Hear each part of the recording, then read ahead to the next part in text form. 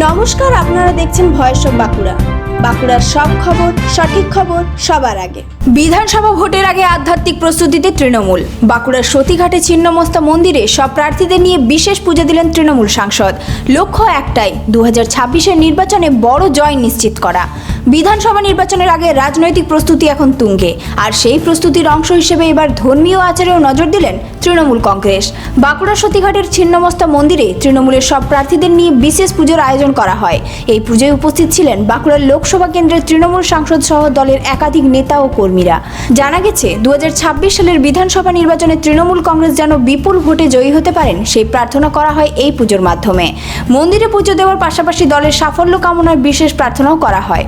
পুজোর পর দলীয় নেতারা জানান, মানুষের আশীর্বাদ এবং ঈশ্বরের কৃপা নিয়েই তারা আগামী নির্বাচনে লড়াইয়ে নামতে চান। তাদের দাবি, উন্নয়নের ধারাকে আরও এগিয়ে নিয়ে যেতে এবং মানুষের পাশে থাকতে তৃণমূল বদ্ধপরিকর।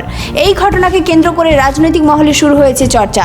অনেকের মতে, ভোটের আগে এই ধরনের ধর্মীয় কর্মসূচি রাজনৈতিক দিক থেকেও গুরুত্বপূর্ণ বার্তা বহন করে।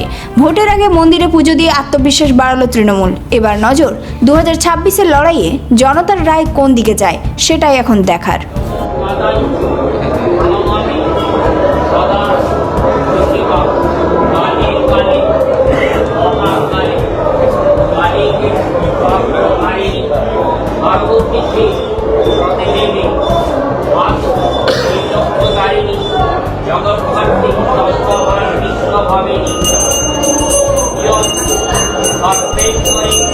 এই ধরনের গুরুত্বপূর্ণ খবর সবার আগে পেতে আমাদের চ্যানেলটি সাবস্ক্রাইব করুন আর ভিডিওটি শেয়ার করতে ভুলবেন না।